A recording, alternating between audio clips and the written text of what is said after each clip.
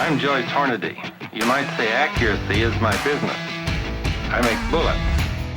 You are listening to the Hornady Podcast. Thanks for joining us and enjoy the show.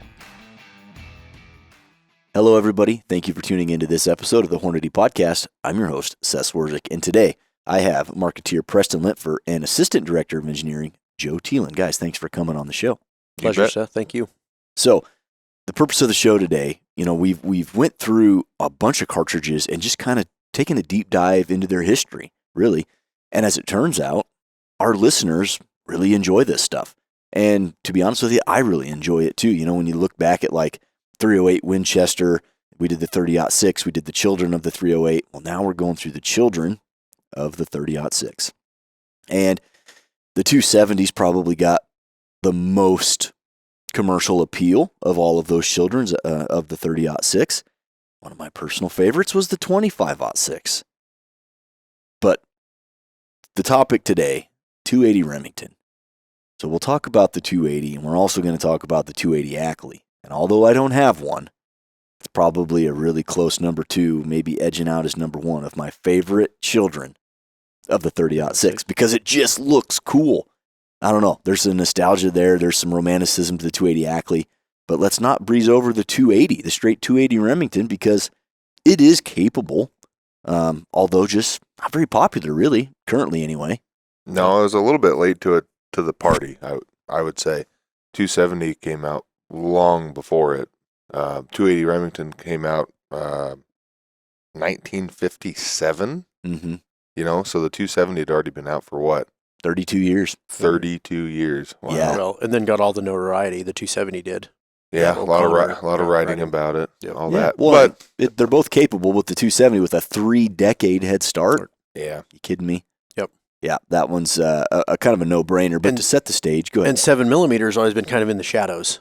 Kind of. Yeah, for whatever reason, it's always 30 and 270 where it's 6mm are always very popular, but the 7 just kind of hid in the shadows for whatever reason. Yeah, until 2023 with the 7 PRC. Sure. But to set the stage for the 280 Ackley, if you rewind the clocks all the way to the beginning of the 1900s, right? You have, the military getting out of the 3040 Craig, so you had the 3003 development, and that spurred a bunch of wildcatting going on up and down with that. 3 years later, you have the official 30-06, and obviously a great cartridge, and again, instant wildcatting, up, down, you name it. It was going all over the place. And it didn't take long for a 277 variant to become popular. And in 1925, you have the 270 Winchester that, it was, by all terms, it was popular then, and it's popular today. We sell just as much 270 Winchester as we ever have. So the 270, right out of the gate, super popular. But at the time, there was plenty of 28 caliber variants in 30-06.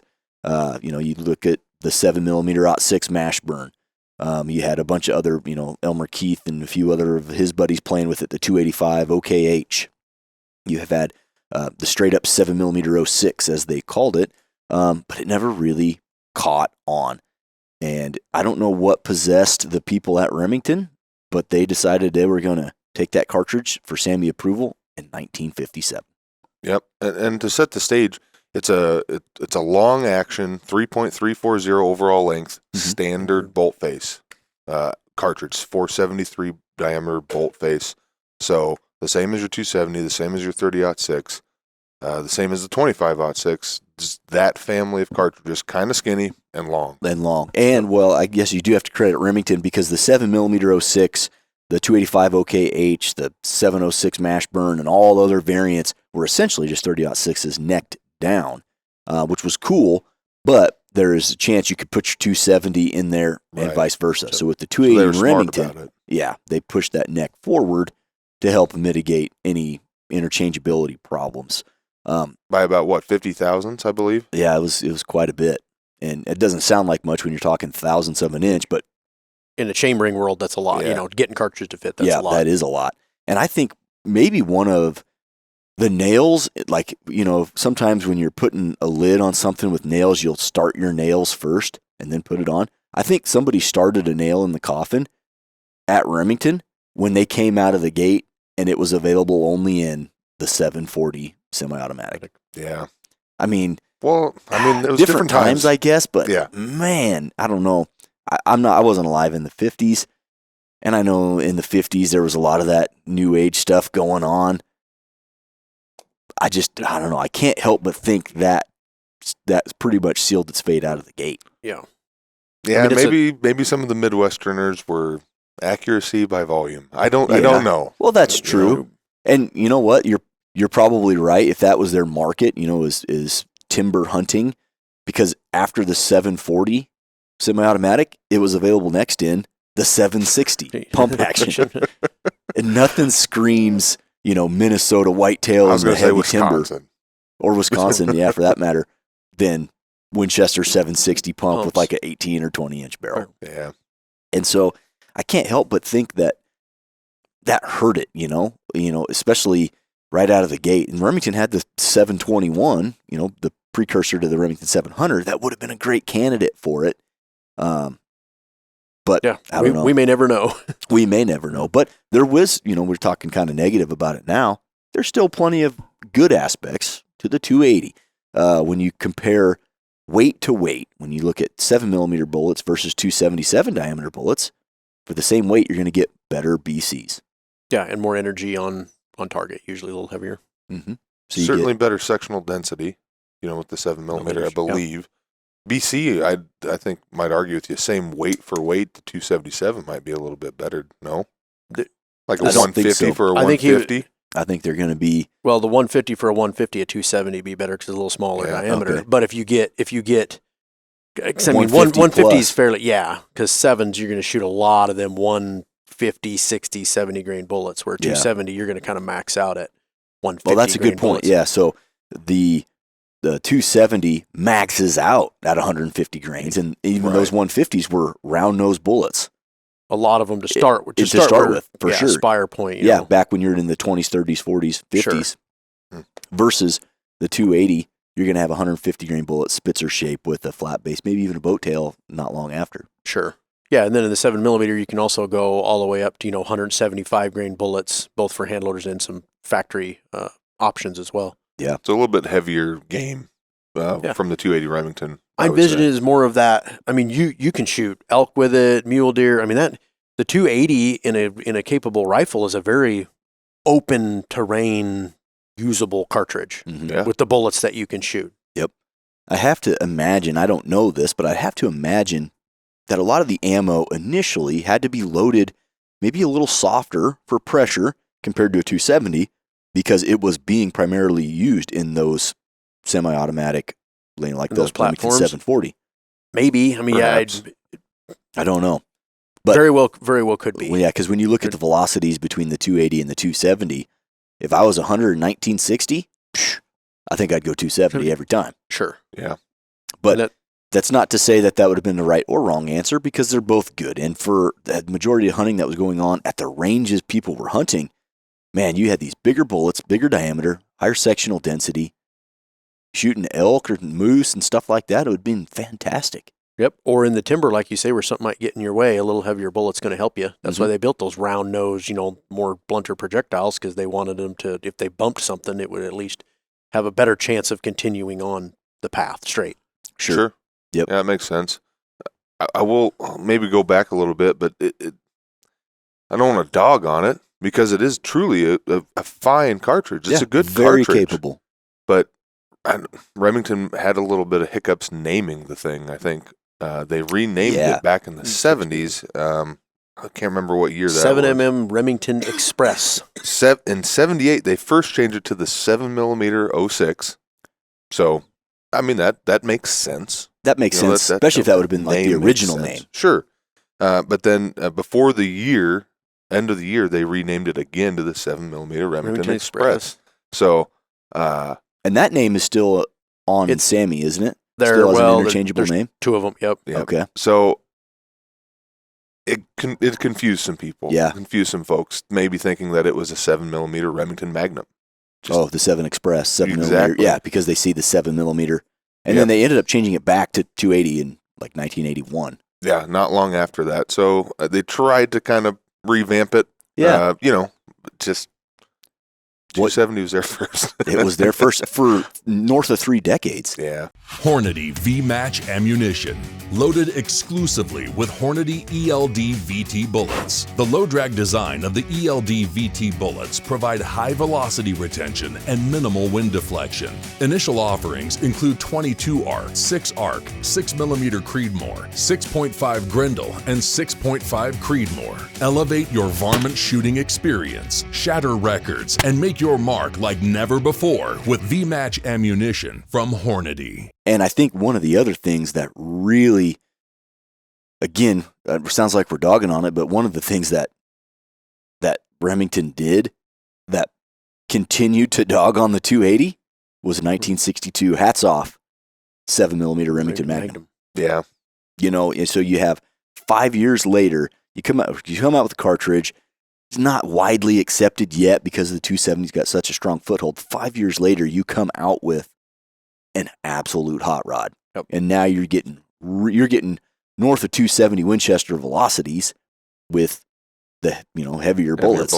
It's amazing that the 280 did as well as it did. Yeah, because the 7 mag, the Winchester obviously beat Remington to the race. So they beat them in the race of the standard bolt face long action stuff. Remington beat Winchester to the race with their belted Magnum, obviously. And then, like I said, the 7mm Remington Magnum out of the gate, obviously huge appeal because there was a marked difference. But then fast forward, you got to fast forward all the way up into present day, and it's still an outstanding cartridge and just allows the hunter and shooter a ton of options in different bullets and, get into the custom world to get all kinds of twist rates and stuff. So, like you mentioned, it's amazing the 280 did so well considering 5 years after its official SAMI adoption, the 7mm Remington Mag came out. Yeah. And we're still making ammo for it. We have one SKU for it. Yep. Precision Hunter line of ammunition with 150 grain ELDX. Yep. So really, really good option. So here's, when you look at the numbers, that's a 150 grain bullet, 24-inch barrel doing 2,925 feet per second. There's nothing wrong with that. There's nothing wrong with that. No slouch. No, I mean, for literally anything, outside of North American dangerous game, that's plumb fine. Absolutely. Yeah, the 150 grain ELDX has a pretty respectable G1 BC Mach 2.25.574.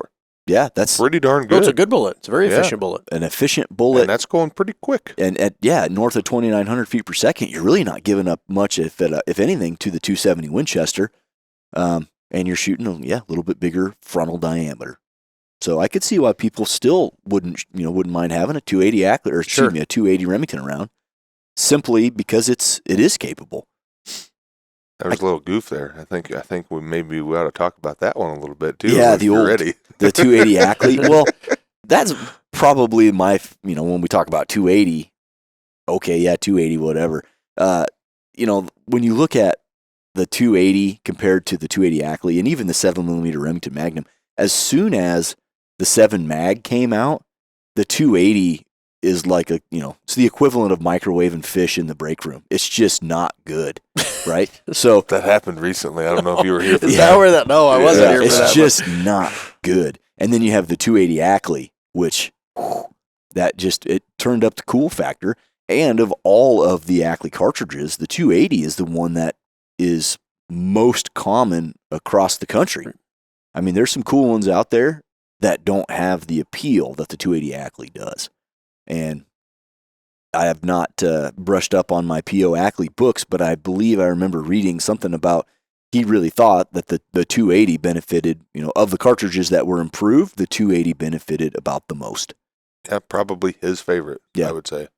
So that's saying something from such an accomplished gunsmith and wildcatter. Well, and to set the stage a little bit, Ackley Improved cartridges typically take a cartridge that has maybe a 17-degree shoulder or a 20-degree shoulder, and they blow that shoulder out. Nothing really changes as far as neck-shoulder junction, but they blow the shoulder out to 40 degrees. And pull the body taper out. And yeah, pull the, most of it. Yeah.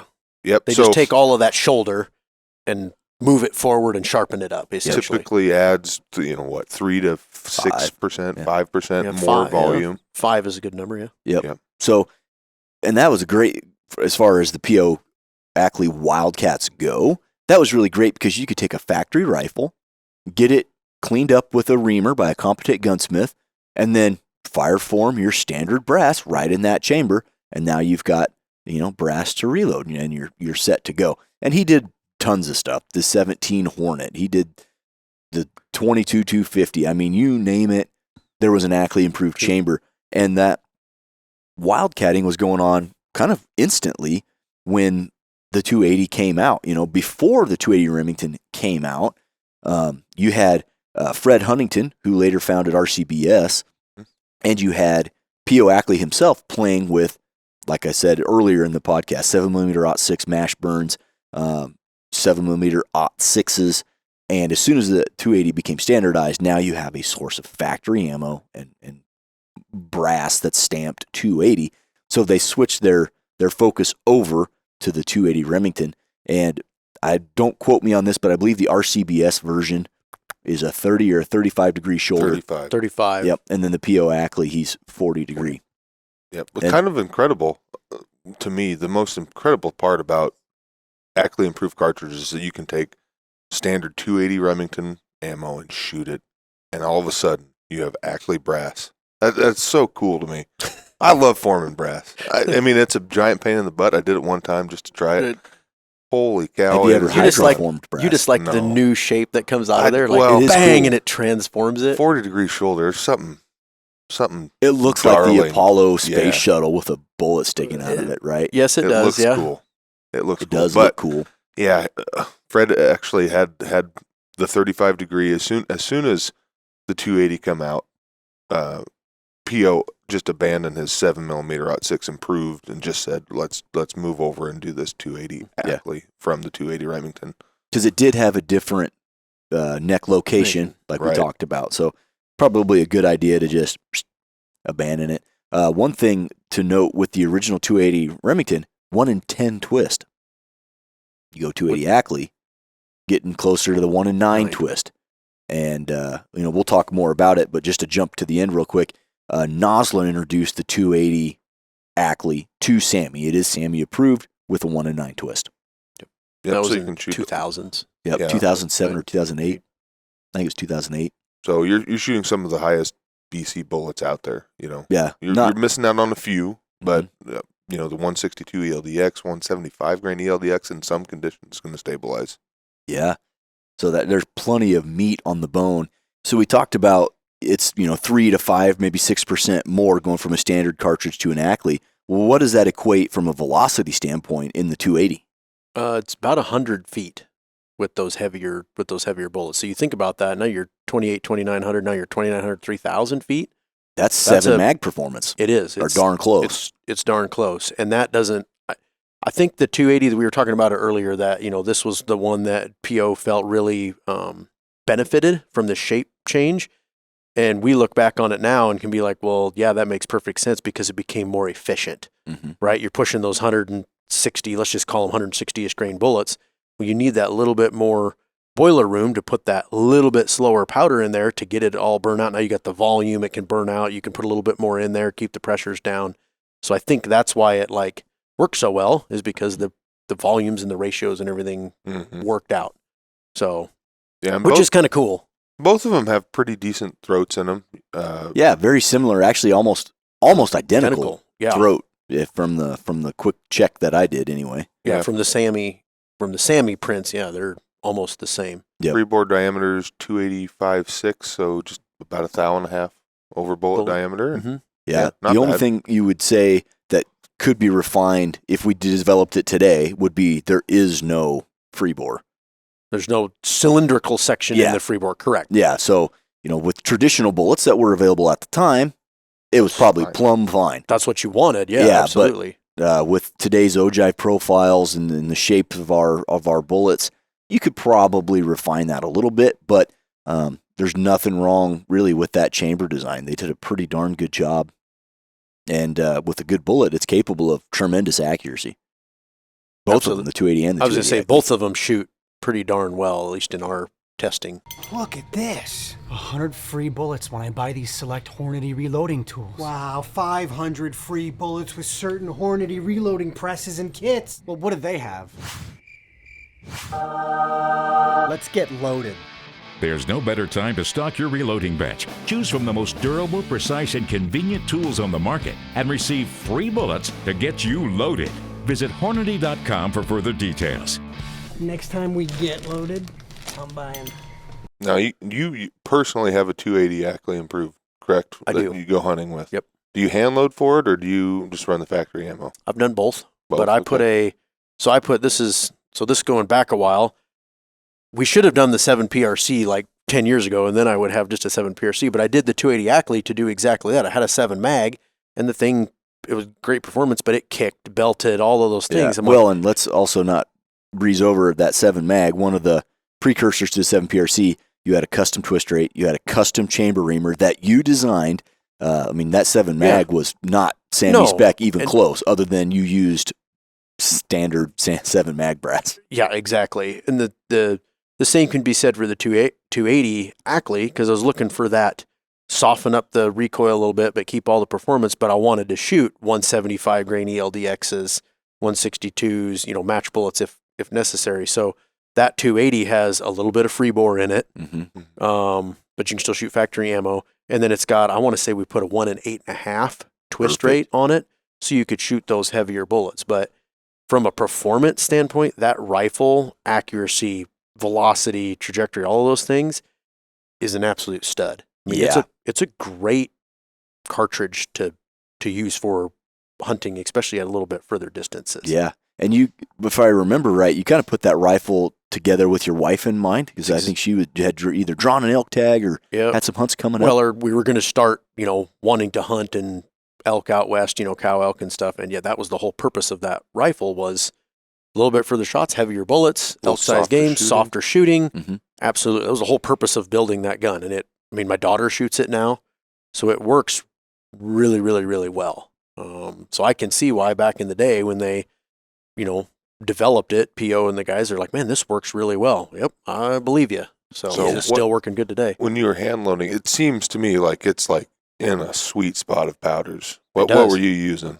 So I can burn 4350 or 4831, and it just, you could put the reloader. I can't think if I've shot the reloader series in it, but it just dump the powder in there, put the bullet on, and it just works. Seems like if you can put H4350 in something, you just same thing with 4831, and the 4831 was 7mm food. That's 7 mag, exactly. 280 Ackley. That was what I swear that's what that powder was like. Yeah, you could stoke that baby full of 4831 and you're going to have success. I will say, Preston, you mentioned we have factory ammo available in the 280 Ackley. And instead of the 150, like we do in the straight 280, this is the 162. Taking advantage of that 1 9 twist rate, and it's doing 2850 at the muzzle. So when we released that ammo SKU as a cataloged item, I did the load development, and this would have been in 2018, I think. Maybe 2017 for the 2018 catalog or 2018 for the 2019 catalog. Either way. So I did the load development. We spec'd it with, whatever powders we spec'd it with, and I had the barrel. It's all set up. I've got calibrated brass. Well, let's just see what a 175 does. And, I was in our upstairs lab. I was pretty new to the world of ballistics. I thought, let's play around. Reloader 26 with a 175 ELDX at SAMI pressure limits. I was like, there's no way this is real life. I was getting incredible velocity. Piezoelectric pressure reading equipment, like I knew the pressures were safe. Man, I don't know what the accuracy was. This was in our short tunnel, but I was like, wow, this is 7 mag performance with a 175. It's pretty remarkable. Well, now you got yourself into a corner a little bit. Reloader 26 is not in there, friend. Well, just because it's not in there doesn't mean we didn't use it. I'm just saying, Reloader 26, this was just anecdotal. I was thinking about building one. But if it's so good, as the editor of the old handbook, you might have to get that in there. I might. We did put it in there with the 162s. But it is in the 162, and that's max velocity of all and then powders. we ran out of propellant. Actually, this is tangential to everything, but I actually bought full retail Retumbo for $68 a pound for our ballistics lab to use for the reloading manual because Rotumbo is unobtainium. When I saw 3 pounds, I snatched it up for the lab. So good on you. Yeah, well, I'll have to put that one on the short list because, yeah, it is a fantastic propellant. But you mentioned 4831 in a 280 Ackley, 4350. It just works. That reloader 22 and 23 will get them moving too. Yeah. I've shot that in our rifle, and it gives you more speed. Yeah. What'd you go with for a barrel length on your 280 Ackley? And this is a dedicated hunting rifle. Yeah, it's 24, and then I can put a brake on it just to when we're practicing and stuff. So yeah, it's nothing fancy. Nothing super long. And I know we're pushing 20. I know we're pushing. It's 28 something with 175s. It's 28. So I mean, what more do you want? Yeah, I mean, you get that big bullet moving that fast. What else do you want? Yeah, especially super high BC bullet. Yeah, incredible bullet. And then, like you mentioned, for elk out west, mule deer, whatever your family and you have taken with it, plenty of cartridge. Yeah, Chloe shot a bull. Christina shot a bull. There's probably some cows we've hunted. I can't remember, all the different hunts, but I know that gun has knocked down quite a few elk. I think the first one was like 535, I think. Wow, that's a poke. I will say that I never did build the 280 Ackley. I built a 7 mag instead. Took a page out of Joe's book with the custom reamer and the barrel twist and all the stuff that made it not really a 7 mag, and that's the route I went. And now fast forward, we have the 7 PRC, but I still have a desire to build a 280 Ackley, and I do not know why. Because it's cool. It looks cool. They do look cool, especially put those big long bullets out there. They do look cool. Yeah, I might have to look. They do feed. They feed well. They feed, important. Extract, all of those things that you need. They do work. They work well out of like a box mag or a hinged floor plate magazine, BDL style mag. And that's one thing you'll hear regurgitated on the internet is, the Ackley Improved cartridges don't feed well. Well, guess what? There's not that much of a shoulder on a 280 Ackley. So yes, it is steep, but there's not much of a shoulder there. They feed great. Yeah, they feed because that bullet sticks out there. The bullet's already got the shoulder should never jam into there. You got something else wrong because the bullet's already out and up in. It's just one of those things that you hear regurgitated on the internet. Yeah. Yeah, but it's certainly a capable cartridge, and I feel like, there's a lot of notable writers of the time. We talk about Jack O'Connor. Well, everybody associates him with the 270.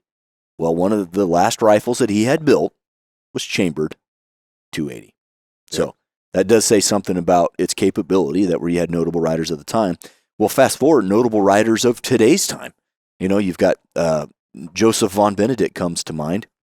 He's got the Hunt Backcountry podcast, and again, a writer for all kinds of different titles. He has been a champion for the 280 Ackley, and at one point said it was his single most preferred cartridge for all mountain hunting. So that's saying something. That's saying something. Yeah. And I think now he may have changed his tune that it might be 7 PRC, but that 280 Ackley, so incredibly capable, efficient, easy to shoot. There's a lot going on there. Yeah, the ammo, you can build a lightweight rifle without getting the snot kicked out of you. Your ammo is not super heavy. You can fit quite a few of them in a box. So, I mean, that's another thing. Compared to a Magnum like our 7 PRC, you can fit one more on tap. Yep. Yeah, so, I mean, you're using a little bit less powder, too. Absolutely. It's more efficient, yeah. Yeah, your case is a little bit lighter.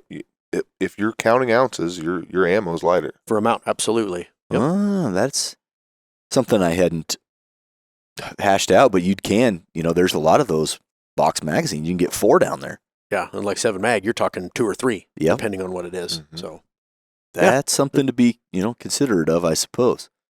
Hornady Security Mobilus Safes. Discover the ultimate solution for safeguarding your valuable equipment with Hornady Security Mobilus Safes. Offering an innovative modular design, Mobilus Safes can be easily transported and assembled piece by piece in any room. Featuring a full square lock interior organizing system that maximizes storage space with countless storage configurations. Elevate your security with Mobilus Safes from Hornady Security. So, in summary here, got the 280 way behind the power curve regarding just popularity. 270 came out in 1925 and absolutely stole the market. You have 1957, you have the 280 Remington. And in 2008, you have the 280 Ackley. Now, from a similarity standpoint, where do these things run for pressure? They're that 60,000, 60, so 62,000 MAP, max. So run them at 58, 59, 60,000. Yep. So standard pressure for both cartridges. Yep. They have almost the identical throat. The difference is the straight 280 has 1 in 10 twist. 280 Ackley is 1 in 9. And then obviously the powder capacity. So powder capacity. I would say efficiency, if you will. The Ackley gets more efficient with those bullet weights. So you have the same pressure limits, virtually the same throat design, but you have about 100 feet per second of an advantage with the 280 Ackley. So there's a lot to like there. Yeah. And if you get in a jam, you can still shoot 280, like you were mentioning. So I mean, you're gaining stuff, but you're not losing anything. Yeah. If you do get in a jam, you could shoot some 280 if you can find it. I know we do have an active SKU, and there's a few other active SKUs out there, but largely, it just doesn't get ran that often compared to 270, 30-06, even 25-06. Or 280 Ackley. Or 280 Ackley. Or 280 Ackley, which is unfortunate. And, I've been at some gun shows snooping around, and if you're keen and you know what you're looking for, you can find an old box of Remington ammo that says 7mm Express. Mm-hmm. Or you can find, if you're real lucky, you could find a 7mm 06 Remington. Those boxes, again, they only ran them for a couple of years, but they are out there in kind of a collector's item now, which is just, if you're a 280 shooter, might be something to grab, if you see it for sale, just as a little memento. Yeah, a little memento for times bygone. Yep, that's pretty neat. I think I've seen them before. Yeah. And just never put two and two together. Yeah. Yeah, and I think the 280 Ackley really, I want to say, came into its own, if you will, but, I'm going to call it the long-range craze, where in the 2000s, at some point in the 2000s, you had custom 7 mags, custom 301 mags, custom 280 Ackleys, pushing the boundaries of what you can do with a hunting rifle. How far can you be effective with a hunting rifle? And I think the 280 Ackley really picked up a name for itself in that time. People were building 8-twist, 8.5 twist 280s, with a spicy hand load and a really efficient bullet. You had yourself a little hot rod. Yeah, and you can still get 280 Ackley rifles to this day. I don't know if there's any 280 Remington chamberings currently, but yeah, there's a bunch of factory rifles still chambered in 280 Ackley. Yeah, you can. Weatherby's got a whole host of them. Any semi-custom, smaller shops. Fierce has them. Christensen has them. Browning, I believe. Yeah, Browning, Kimber. Oh, you my mentioned goodness. Weatherby. Yeah, that's the host of rifle companies. Yeah, Savage. Still chambering it. So if you're interested in it, it's a lot of times the guys here at this table, we've got actions and switch barrels, and we just get a barrel, custom building stuff, and we'll throw it on there and encourage anybody to try it if they've not. If you're a tinkerer, golly, I love it, but there's definitely some factory options out there, plenty of them. Yep, yeah, and there's plenty of shops that'll build you whatever you want, and that's great. That's great. Do that if you can, or build your own. But yeah, plenty of factory options on the shelf still for 280 Ackley, which is pretty telling to its popularity because, in today's era, there's plenty of new cartridges that, people are buying at an incredible rate and shooting in high volume. But there's, these bigger companies are still chambering 280 Ackleys, and that's saying something, that it is a very viable, very useful cartridge. And like we mentioned at the beginning, of all of Ackley's improved cartridges, it's the only one I'm aware of that's SAMI approved, SAMI accepted, and it is by and large the most popular of all of his cartridges that he played around with. Yep. Well, it's the only one that we load too. Yeah. Of Ackley Improves. I mean, we load the 280 and quite a bit of it. Yeah. So it's got his stamp of approval. His probably most efficient Ackley Improved cartridge. Yep. Awesome. Well, I don't have anything else to say about 280 or 280 Ackley Improved other than very capable. At the beginning, it really did sound like we were dogging on the 280. And there's a lot to like about the 280. I think there's some things that really hindered its acceptance. The fact that it came out 32 years after the 270, The fact that it was initially only available in semi-automatic or pump-action rifles, I think that it just limited of no it. fault of their own. We've No. seen this over the years, like cartridges come up like, man, that is a capable, good, accurate, works great cartridge, and it just kind of bounces around. It doesn't really take off, and we've seen that so many times. The 7 mag coming out 5 years later really stifled the performance. And what we didn't mention, I guess, in 1980, you had the 7mm 08 that came out as a SAMI accepted cartridge. So now you're muddying up the water even more with a customer base that initially was confused when you changed the name from 280 to 7mm Express. Does it fit in the 7 mag? Now you've got a 7mm 08 with, it's just kind of muddied the water a little bit. All with a 7mm. Yep, moniker. Yeah, yeah, exactly. That kind of lived, like we said earlier, lived in the shadows, and now you got all these cartridges popped in there in a few years. Yeah, it's no wonder that. But at the end of the day, it's a great hunting cartridge. There's rifles out there. 280 Ackley is darn sure adequate with plenty of factory available options in guns, ammo, bullets, reloading, whatever you want to do. So. Yep, and we talked about this as almost exclusively a hunting cartridge. Well, longtime employee of Hornady, Lonnie Hummel, he shot light gun bench rest, 1,000-yard bench rest with, it's slightly different, but essentially a 280 Ackley. Yep. Yeah, that's I still have a light gun chambered in that. It's super good. I mean, very accurate, inherently accurate cartridge. Yep. I think he called that the 280 HK. Yeah, whatever. And he was hydroforming brass and stuff. And but again, use that platform really as an awesome launching pad for really efficient bullets, good in the wind, and just plenty of accuracy potential there. Yeah, a lot of the F-class guys these days are running sevens at about 50 to 55 grains of powder. That's this. That's the 280 Ackley. Yep. That is true. Awesome, guys. Well, hopefully this inspired maybe a couple people to either look into it or possibly build or buy a 280 or 280 Ackley. And I always enjoy going back through the pages of time and kind of looking and doing a little investigating. And I wonder why they did that and why wasn't it available in this platform? And I enjoyed the conversation, guys. Anything else that we missed? No, it is fun. Just we get the advantage of hindsight, right? We're sitting here today looking back, and they didn't know what they did. It's fun. Yeah, I enjoy it too. Yeah, we're the smartest guys. We have hindsight. Because we have hindsight. Well, it's always 20/20. Well, and as a self-proclaimed 7mm man, I'm not surprised you enjoyed this one. Yeah, that's true. Yep, I did indeed. Awesome. Well, thanks for coming on the show, guys. You bet. Thank you. Guys, hopefully you enjoyed this podcast about the 280 Remington and the 280 Ackley Improved.